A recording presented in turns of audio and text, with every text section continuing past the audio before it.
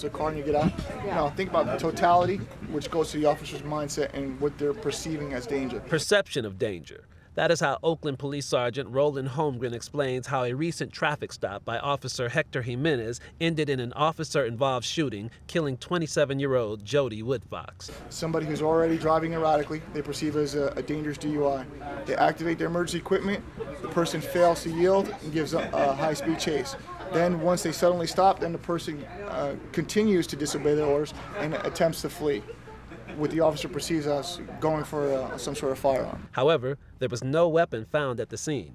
Woodfox was unarmed, and the attorney hired by the family says that is the problem with OPD's explanation. When you use deadly force and no weapon is present and no serious crime has been committed other than perhaps running from the police, and no evidence available to the officer at the time that would justify the use of deadly force, then to us, that's criminal.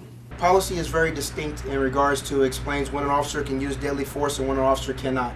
Homicide Commander Ursi Joyner says it is department regulation. A suspect can be shot if the suspect is running from the police. Exactly.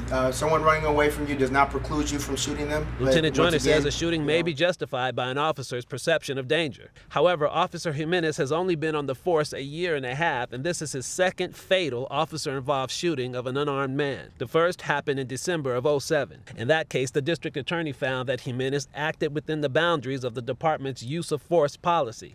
Assistant Chief Jordan says during the internal investigation into this matter, OPD will look to see if there's a trend or a need for more training of recruits. We will look to see whether or not there's some pattern, whether we need to change policy or retrain officers. Oakland Police say overall, officer-involved shootings are rare and point to their record averaging over 1,000 traffic stops in each of the past 2 years. There were 12 officer-involved shootings in 2007. 5 were fatal, and so far in '08, 7 officer-involved shootings, with this most recent being the 5th fatality.